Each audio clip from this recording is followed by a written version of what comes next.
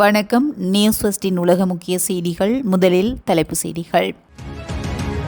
ஈராக்கில் உள்ள அமெரிக்க குடிமக்களை உடனடியாக வெளியேறுமாறு அமெரிக்கா தெரிவிப்பு. இஸ்ரேல் மீது தாக்குதல் நடத்திய ஈரான் பற்றி எரியும் நகரங்கள். பாலஸ்தீன கைதிகளுக்கு மரண தண்டனை விதிக்கும் இஸ்ரேலிய நாடாளுமன்றத்தின் முடிவுக்கு எதிராக பாரிய கண்டன போராட்டம். அமேசான் நிறுவனத்தின் கிளவுட் தளம் மீது ஈரானின் ஏவுகணை தாக்குதல். போர் பதற்றத்தின் நடுவே ஈரான் ஜனாதிபதி அமெரிக்கர்களுக்கு கடிதம். கருணை என்ற பேச்சுக்கே இடமில்லை, ஈரான் இராணுவ தளபதியின் அவசர உத்தரவு.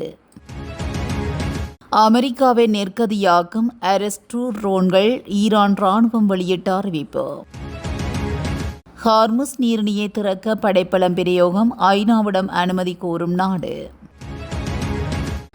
ஈரானுக்கு எதிரான இராணுவ நடவடிக்கையில் பிரான்ஸ் பங்கேற்கவில்லை என தெரிவிப்பு.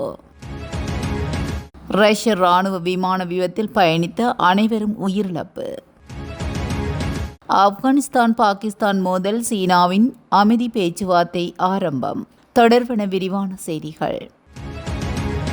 ஈராக்கில் உள்ள அமெரிக்க குடிமக்களுக்கு உடனடியாக நாட்டை விட்டு வெளியேறுமாறும் எந்த காரணத்துக்காகவும் அந்த நாட்டுக்கு பயணம் செய்ய வேண்டாம் என்றும் அமெரிக்க வெளியுறவுத்துறை அமைச்சர் மார்க்கோ ரூபியோ அவசர எச்சரிக்கை விடுத்துள்ளார். ஈரான் ஆதரவு குழுக்களிடமிருந்து அதிகரித்து வரும் அச்சுறுத்தல்களுக்கு மத்தியில் இந்த அறிவுரை வழங்கப்பட்டுள்ளது. இந்த அச்சுறுத்தல்கள் அமெரிக்க குடிமக்கள், தூதரக வசதிகள், வணிக நிறுவனங்கள், பல்கலைக்கழகங்கள், எரிசக்தி உள்கட்டமைப்பு, விமான நிலையங்கள், ஹோட்டல்கள் மற்றும் அமெரிக்காவுடன் தொடர்புடைய பிற இடங்களை குறிவைக்கப்படக்கூடும் என்றும் தெரிவிக்கப்பட்டுள்ளது.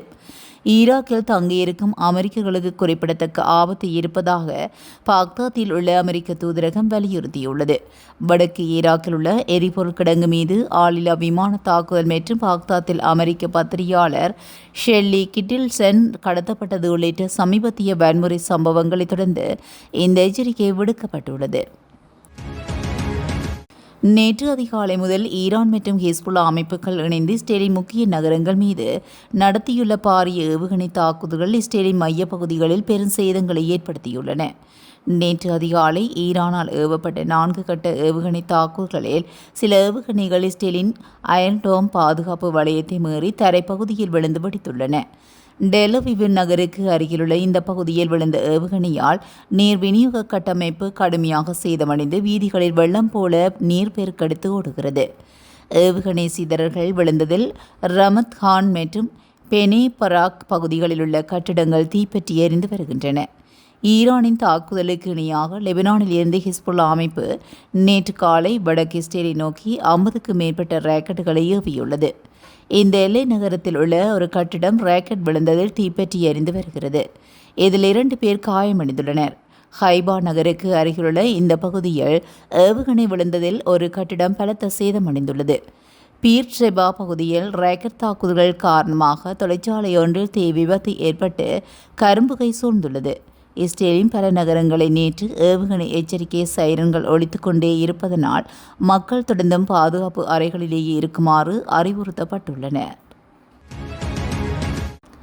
சிரியாவின் அலேப்போ நகரில் பாலஸ்தீன கைதிகளுக்கு மரண தண்டனை விதிக்கும் இஸ்ரேலிய நாடாளுமன்றத்தின் முடிவுக்கு எதிராக பாரிய கண்டன போராட்டம் ஒன்று முன்னெடுக்கப்பட்டது. இந்த போராட்டத்தின் போது சர்வதேச சமூகம் உடனடியாக தலையிட்டு இந்த சட்டத்தை ரத்து செய்ய வேண்டும் எனவும் மரண தண்டனை நிறைவேற்றப்படுவதை தடுக்க நடவடிக்கை எடுக்க வேண்டும் எனவும் ஆர்ப்பாட்டக்காரர்கள் வலியுறுத்தினர். பாலஸ்தீன கைதிகளின் உரிமைகளை பாதுகாப்பது உலக நாடுகளின் கடமை என முழக்கங்கள் எழுப்பப்பட்டும் கண்டன போராட்டம் நடத்தப்பட்டுள்ளது. அமேசான் நிறுவனத்தின் கிளவுட் தளம் மீது ஈரானின் ஏவுகணை தாக்குதல்கள் மேற்கொள்ளப்பட்டுள்ளது. பஹ்ரைனில் உள்ள பிரம்மாண்ட தரவு மையம் சிதைத்தது. பஹ்ரைனில் இயங்கி வரும் அமேசான் நிறுவனத்தின் கிளவுட் கம்ப்யூட்டிங் தளம் ஈரானின் ஏவுகணை தாக்குதலால் பலத்த சேதமடைந்துள்ளதாக ஃபைனான்சியல் டைம்ஸ் செய்தி நிறுவனம் புதன்கிழமை அதிரடி தகவலை வெளியிட்டுள்ளது. பஹ்ரைன் உள்துறை அமைச்சகம் இதனை உறுதிப்படுத்தியுள்ளதுடன் ஈரான் நடத்திய இந்த தாக்குதலால் ஏற்பட்ட பாரிய தீயை அணைக்க சிவில் பாதுகாப்பு படையின் போராடி வருவதாக தெரிவித்துள்ளது. மத்திய கிழக்கில் அமேசான் நிறுவனத்தின் மிக முக்கியமான தரவு மையமாக விளங்கும் இந்த தளம் சிதைக்கப்பட்டதால் பல பன்னாட்டு நிறுவனங்களின் இணைய சேவைகள் மற்றும் கிளவுட் சேமிப்பு வசதிகள் முடங்கும் அபாயம் ஏற்பட்டுள்ளது. அமெரிக்க கார்ப்பரேட் நிறுவனங்கள் மீது நேரடி போர் தொடுப்போம் என ஈரான் விடுத்த எச்சரிக்கையை தொடர்ந்து இந்த தாக்குதல் அரங்கேறியுள்ளது. இது சர்வதேச தொழில்நுட்ப சந்தையில் பெரும் அதிர்வலைகளை ஏற்படுத்தியுள்ளது. அமேசான் நிறுவனத்தின் மீதான இந்த தாக்குதல் அமெரிக்காவின் பொருளாதார மற்றும் டிஜிட்டல் இறையாண்மை மீதான தாக்குதலாகவே பார்க்கப்படுகிறது. ஏற்கனவே ஜனாதிபதி ட்ரம்ப் ஈரானுக்கு கடும் எச்சரிக்கை விடுத்துள்ள நிலையில் அமெரிக்காவின் ஒரு முக்கிய வர்த்தக சொத்து அளிக்கப்பட்டிருப்பது போரை இன்னும் தீவிரமாக்கக்கூடும் என்று அஞ்சப்படுகின்றது. பஹ்ரைனில் உள்ள ஏனைய அமெரிக்க நிறுவனங்களுக்கும் பாதுகாப்பு பலப்படுத்தப்பட்டுள்ளது. மத்திய கிழக்கில் போர் பதற்ற நிலை வரும் சூழ்நிலையில் ஈரான் ஜனாதிபதி மசூத் பெசஸ்கியான் அமெரிக்கர்களுக்கு கடிதம் எழுதியுள்ளார். அந்த கடிதத்தில் உண்மையிலேயே மத்திய கிழக்கு மோதல் அமெரிக்காவுக்கு முன்னுரிமை அளிக்கும் செயல்தானா என ஈரான் ஜனாதிபதி மசூத் பெசஸ்கியான் கேள்வி எழுப்பியுள்ளார். மேலும் அமெரிக்கா போர்க்குற்றங்களில் ஈடுபடுவதாகவும் இஸ்ரேலால் தூண்டப்படுவதாகவும் ஈரான் ஜனாதிபதி குற்றம் சாட்டினார். பிப்ரவரி 28 அன்று ஈரானுக்கு எதிராக அமெரிக்கா இஸ்ரேல் கூட்டணி தொடுத்த தாக்குதலால் தூண்டப்பட்ட இந்த போர் மத்திய கிழக்கு முழுவதும் பரவி உலகளாவிய பொருளாதார கொந்தளிப்பை உருவாக்கியுள்ளது. ஒரு மாதத்துக்கு மேலாகிவிட்ட நிலையில் ஈரான் ஜனாதிபதி மசூத் பெசஸ்கியான் போர் நிறுத்தம் கோரி வருவதாக அமெரிக்க ஜனாதிபதி ட்ரம்ப் கூறியதை தெஹ்ரான் திட்டவட்டமாக மறுத்துள்ளது. அதேவேளை வளைகுடா போரினால் உலக நாடுகளில் எரிவாயு மற்றும் எரிபொருள் பற்றாக்குறையை திண்டாடி வருகின்றதாகவும் தெரிவித்துள்ளார். எதிரிகள் ஈரானுக்கு எதிராக தரைவழி தாக்குதல் நடத்த முயற்சித்தால் ஒரு ஆக்கிரமிப்பாளர் கூட உயிர் பிழைக்கக்கூடாது என்று ஈரானிய இராணுவ தளபதி மேஜர் ஜெனரல் அமீர் ஹதாமி எச்சரித்திருந்தார். மேலும் நாட்டை பாதுகாப்பதில் இராணுவம் தயாராகவும் உறுதியாகவும் உள்ளது என்று அவர் வலியுறுத்தினார். நேற்று வியாழக்கிழமை இராணுவத்தின் கட்டளை மற்றும் கட்டுப்பாட்டு மையங்களில் ஒன்றிலிருந்து இணைய வழியில் உரையாற்றிய மேஜர் ஜெனரல் ஹதாமி நாடு முழுவதும் உள்ள ஈரானிய இராணுவத்தின் தரை வான் பாதுகாப்பு விமானப்படை மற்றும் கடற்படை தளபதிகளிடம் பேசியுள்ளார். எதிரிகளின் எந்தவொரு விரோத நடவடிக்கைகளையும் எதிர்கொள்ள ஈரானிய இராணுவம் தாக்குதல் மற்றும் தற்காப்பு ஆகிய இரு நிலைகளிலும் முழுமையாக தயாராக உள்ளது என்று தெரிவித்துள்ளார். எதிரிகளின் நடமாட்டங்களையும் நடவடிக்கைகளையும் மிகுந்த விழிப்புடன் கண்காணித்து அவற்றின் நொடிக்கு நொடி பகுப்பாய்வு செய்து சரியான நேரத்தில் எதிரி தாக்குதல்களுக்கு எதிரான எதிர் நடவடிக்கைகளை செயல்படுத்த வேண்டும் என்று ஹதாமி தளபதிகளுக்கு அறிவுறுத்தினார். எதிரி தரைவழி தாக்குதல் நடத்தும் பட்சத்தில் ஒரு தனிநபர் கூட உயிர் பிழைக்கக்கூடாது என்று தளபதி வலியுறுத்தினார். இது ஆக்கிரமிப்பாளர்கள் மீது கருணை காட்டக்கூடாது என்ற நிலைப்பாட்டை பிரதிபலிக்கிறது. ஈரானின் மூலோபாய நோக்கத்தை இராணுவ தளபதி எடுத்துரைத்தார். நாட்டின் மீதான போர் அச்சுறுத்தல் அகற்றப்பட்டு அனைத்து குடிமக்களுக்கும் பாதுகாப்பு உறுதி செய்யப்பட வேண்டும் என்றும் அவர் கூறினார். ஈரானியர்கள் பாதுகாப்பின்றி வாழும்போது எந்த ஒரு பகுதியும் பாதுகாப்பானதாக இருக்கக்கூடாது என்று அவர் வலியுறுத்தினார். மேலும் எதிரிகள் தங்கள் நோக்கங்களை அடைய அனுமதிக்கப்பட மாட்டார்கள் என்றும் அவர் உறுதிபட தெரிவித்துள்ளார். போருக்கு பிந்தைய ஈரானின் மறு வடிவமைப்பு குறித்து அமெரிக்க ஜனாதிபதியின் பொறுப்பற்ற அறிக்கைகளை மேஜர் ஜெனரல் ஹதாமி விமர்சித்திருந்தார். ஈரானின் பெயரையும் இருப்பையும் அளிப்பதற்கான அமெரிக்கா இஸ்ரேலிய எதிரிகளின் உண்மையான நோக்கங்களை இந்த கருத்துக்கள் உறுதிப்படுத்துகின்றன என்றும் அவர் கூறினார். மக்களின் உறுதி மற்றும் இந்த விரோத திட்டங்கள் குறித்து விழிப்புணர்வை கருத்தில் கொண்டு ஈரானுக்காக அனைத்தும் என்ற வழிகாட்டும் கொள்கையின் கீழ் அனைத்து முயற்சிகளும் உறுதியான வெற்றி அடையும் வரை தொடர வேண்டும் என்றும் ஆக்கிரமிப்பாளர்களை முழு பலத்துடன் எதிர்கொள்ள இராணுவம் தயாராக உள்ளது என்றும் அவர் மேலும் தெரிவித்தார். அமெரிக்காவின் AWACS மற்றும் எரிபொருள் நிரப்பும் விமானங்கள் உள்ள இடங்கள் மற்றும் பிராந்திய தளங்களை குறிவைத்து ட்ரோன் தாக்குதல்களை நடத்தியதாக ஈரான் இராணுவம் அறிவித்துள்ளது. பென்குரியன் விமான நிலையத்தில் நிறுத்தப்பட்டிருந்த அமெரிக்காவின் AWACS மற்றும் எரிபொருள் நிரப்பும் விமானங்கள் உள்ள இடங்கள் ஏவுகணைகள் மற்றும் போர் ட்ரோன்களை கண்டறிந்து கண்காணிப்பும் ரேடர் தளம் மற்றும் ஐக்கிய அரபு அமீரகத்தில் நிறுத்தப்பட்டிருந்த போர் ஆளில்லா விமானங்களை எதிர்கொள்ளும் மின்னணு போர் தளங்கள் ஆகியவற்றின் மீது தாக்குதலை நடத்தியுள்ளதாக ஈரான் இராணுவம் தெரிவித்துள்ளது. இஸ்ரேல் அமெரிக்காவுக்கு ஈரானுக்கும் எதிராக குறிப்பாக குடியிருப்பு மற்றும் இராணுவம் இல்லாத இடங்களை குறிவைத்து நடத்தும் வான்வழி தாக்குதலுக்கு பதிலடியாக இந்த தாக்குதல் நடத்தப்பட்டதாக தெரிவிக்கப்பட்டுள்ளது. முன்னதாக பிராந்திய நாடுகளில் உள்ள அமெரிக்க தளங்களை ஆக்கிரமிக்கப்பட்ட பகுதிகளில் உள்ள இராணுவ பகுதிகளையும் ட்ரோன் தாக்குதல் மூலம் குறிவைத்ததாக ஈரான் இராணுவம் கூறியுள்ளது. பெறப்பட்ட தகவல்கள் மற்றும் செயற்கைக்கோள் படங்களின் கண்காணிப்பின்படி இந்த தாக்குதல்கள் அந்த மையங்களுக்கு கடுமையான சேதத்தை ஏற்படுத்தியதோடு இராணுவ விமானங்களுக்கான போர் நடவடிக்கைகள், போர் ஆதரவு மற்றும் ஏவுகணைகள், போர் ட்ரோன்களை கண்காணிக்கும் பணிகளையும் கடுமையாக பாதித்துள்ளதாக கூறப்படுகிறது.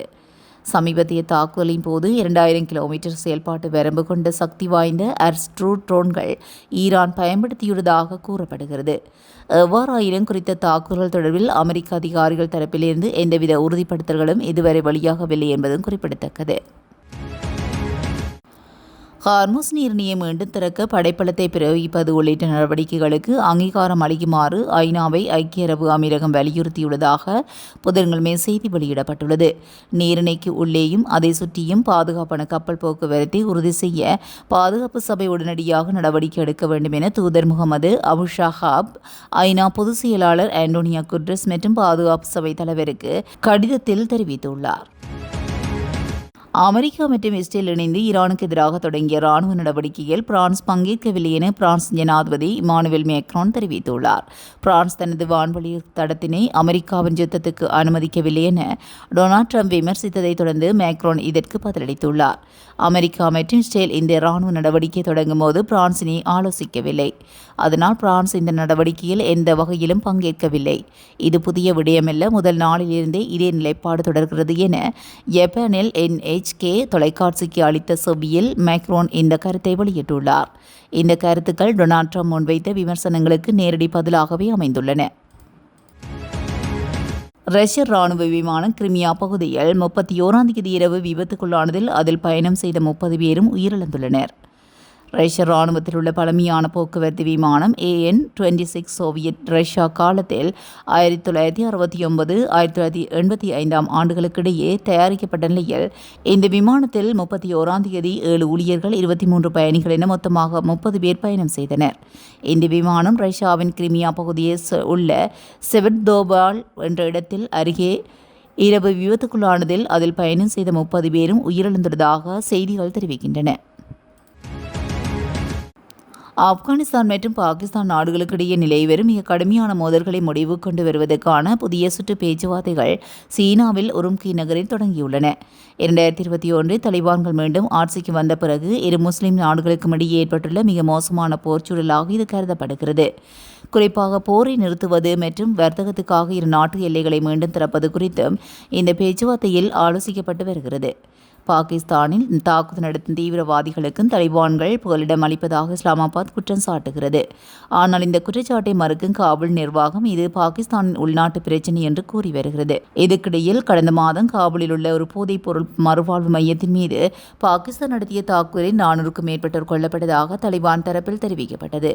இதற்கிடையே பாகிஸ்தான் வெளியுறவுத்துறை அமைச்சர் இசாக் தேவார் பெய்ஜிங்குக்கு பயணம் மேற்கொண்ட நிலையில் இரு நாடுகளின் வெளியுறவு மற்றும் பாதுகாப்பு அமைச்சகத்தின் பிரதிநிதிகள் இந்த அமைதி பேச்சுவார்த்தையில் பங்கேற்றுள்ளனர். ரமலான் பண்டிகையொட்டி அறிவிக்கப்பட்ட இந்த தற்காலிக போர் நிறுத்தம் கடந்த வாரத்துடன் முடிவுக்கு வந்த நிலையில் மீண்டும் எல்லைப்பகுதிகளில் துப்பாக்கிச்சூடு அதிகரித்துள்ளது. இந்த சூழலில் சீனாவின் இந்த தலையீடு இரு நாடுகளுக்கும் இடையே ஒரு நிலையான அமைதியை ஏற்படுத்தும் என்று எதிர்பார்ப்பு எழுந்துள்ளது. இதுபோன்ற செய்திகளை உடனுக்குடன் தெரிந்து கொள்ள நியூஸ் ஃபர்ஸ்டுடன் இணைந்திருங்கள். நன்றி, வணக்கம்.